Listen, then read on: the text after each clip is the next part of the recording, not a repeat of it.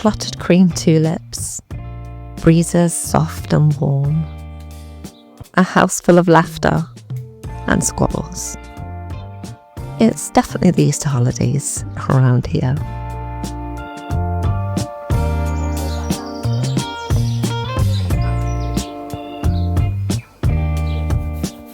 My mum and dad are giving me a hand to move this Mexican orange blossom. It's not really the best time to be moving it, but it's getting rather large, and I have something else in mind to plant here.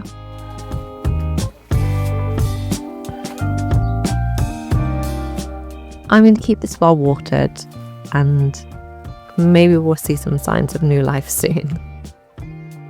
Hopefully I haven't just killed it. That's it. On the soil though, that's it. Get one? No. Get one? Yeah. Get one? No.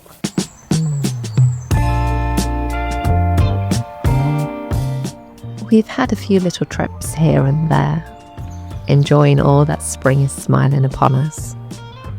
But mostly we've just been at home, and especially in the garden.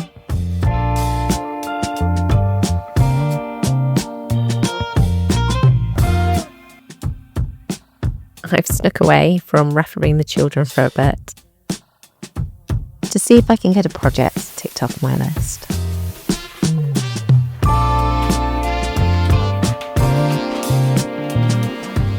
We bought this IKEA bed when we first moved in, and it was the cheapest solid wood bed that I could find at the time. It's still perfectly sturdy and there is really no need to replace it. But I would like to make it look a little less unfinished.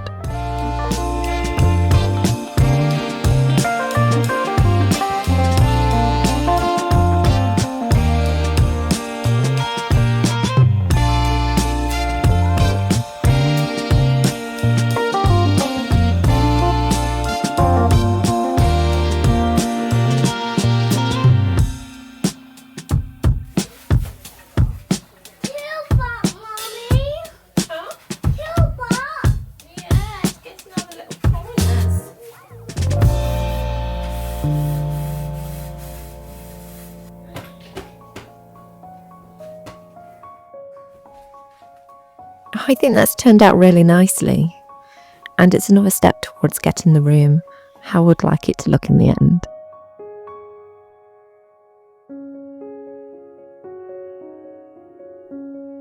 I almost didn't film this week because I felt like I didn't really have much going on.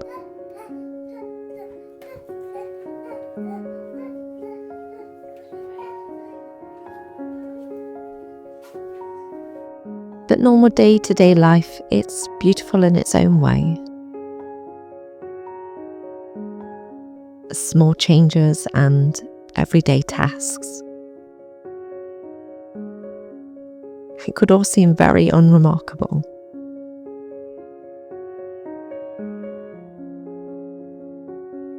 It's often only when we look back we seem to notice just how remarkable ordinary things can be.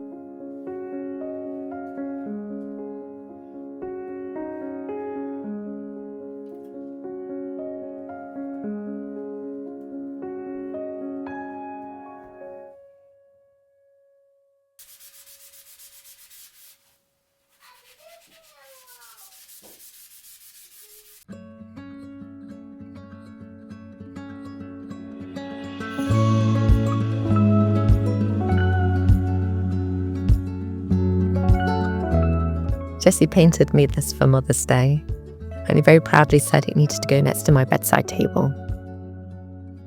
He said he painted it to match my other Mother's Day gift, and that was this rose.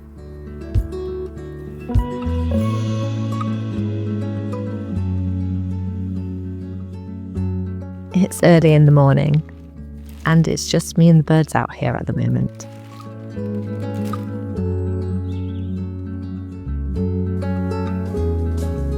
I'm going to plant this rose here, in the space created from moving the shrub the other day.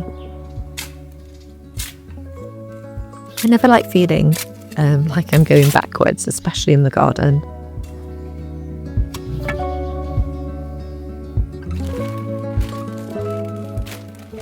does feel odd moving something established to plant something much more immature. But I'm hoping this looks wonderful in a few years' time. It should grow quite substantial. And the scent, hopefully, it will be incredible.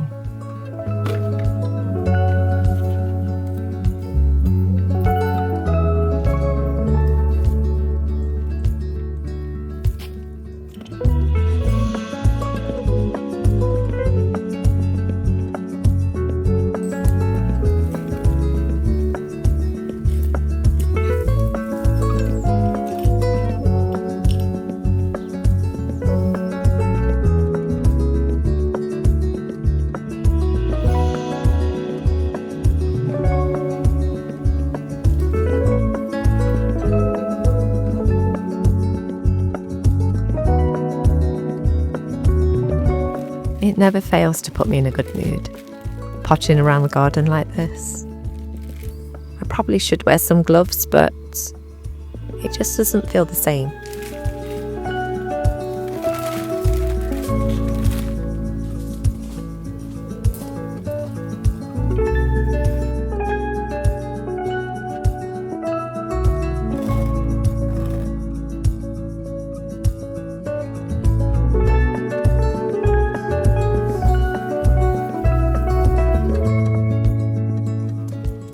I couldn't help but notice while I was down here that the rhubarb was starting to be ready. It seems to double in size overnight at this time of year. What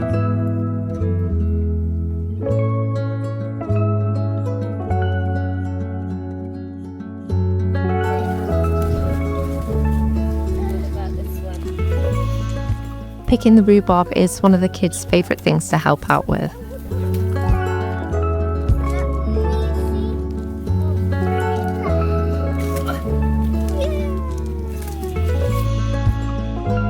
Though that might have something to do with rhubarb meaning one thing around here. And that's crumble.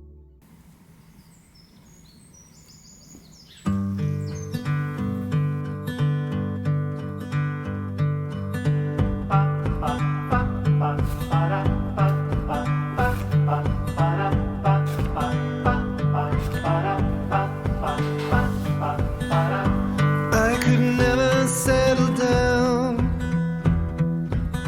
too far away from my hometown. With my family I am bound.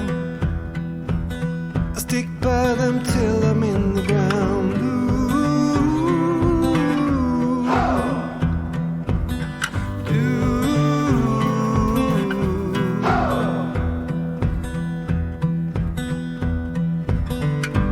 Resting on the myth of old, all of the stories I've been told.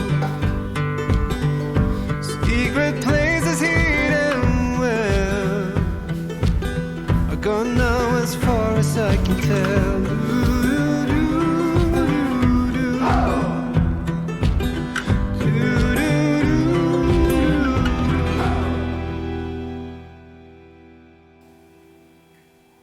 I love watching them play all together.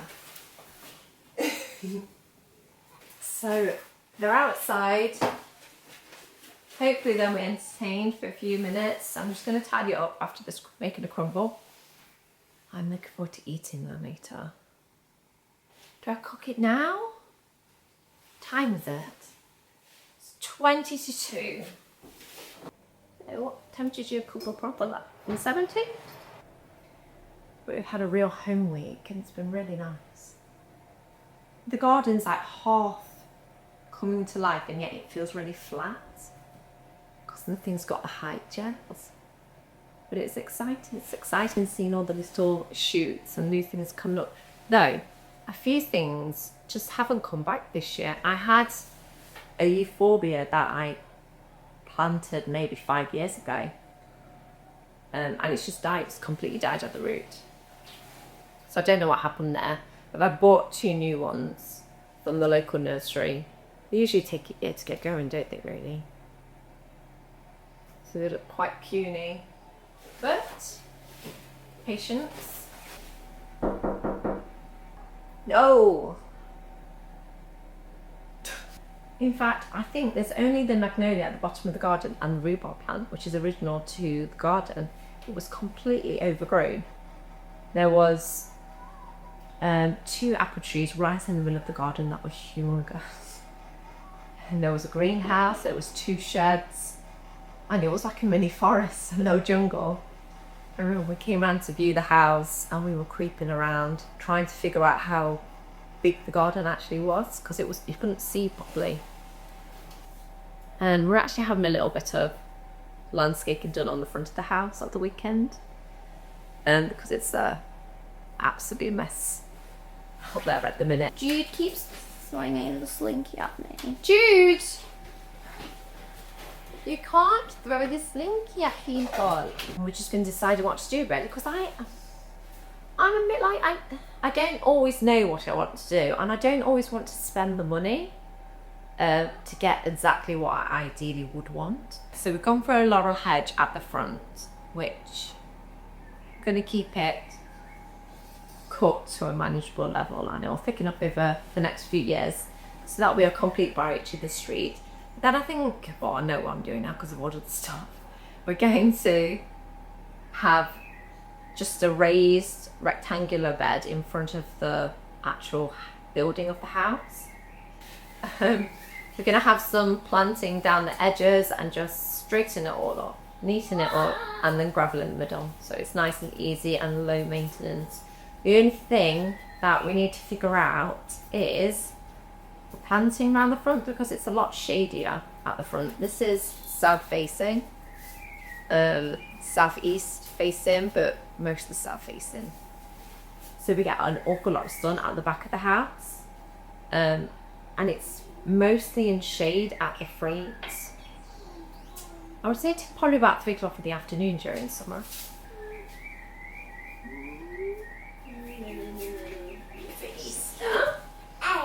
It's an Easter egg hunt where I usually buy those boxes of the small chocolate eggs to hide in the garden, but that chocolate is it's a bit gross. It's a yucky chocolate, isn't it? I like it. What I thought I'd do is, this year, instead of just buying the chocolate that nobody likes to eat, I thought for Jude, I'd hide those. I've got some of those reusable water balloons, but they're like pom-poms that you soak in water. Pop. Yeah, pom-poms. So I thought they're all multicoloured. I could just hide them around the garden, and then Jude can have a basket and he can just go and find them all. And then for the older 2, I'm trying to do a bit of a puzzle escape room type of treasure hunt for them. There's one that I need to test, and that's trying to get... Do you need a jam jar though? Do I have a jam jar? Oh yeah. Where's my jam jars? At the cupboard. In my cupboard? I could try glass, but I don't know if it'll work in a glass. So you kind of put water in there, and you use like coloured water, just I suppose it's more fun. And then you need to be able to... Which key is it though? It's that key, isn't it? So this is the key to my bike shed, which is where I'm going to hide the Easter baskets for them to find at the end. And it said that you put tape over the top and leave just a small slit, and have to try and use a magnet to get the key out of it without shaking or disturbing the glass. So we test this will actually work. Let's see if this works. I don't know. This magnet is not strong enough. We should probably have seen if this key was magnetic to begin with.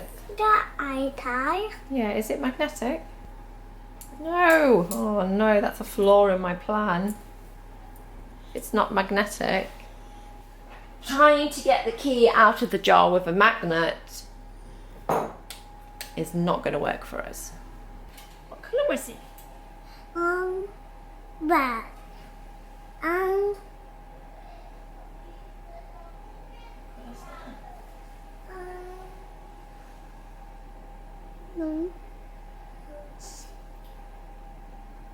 I thought, oh. White. Oh, right. Red and white. I can know. And oh, I'll have to have a last minute think.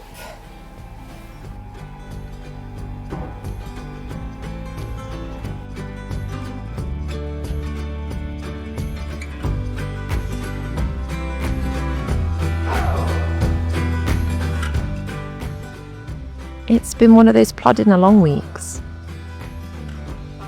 The kind where you feel days have come and gone, and time has happily skipped on by.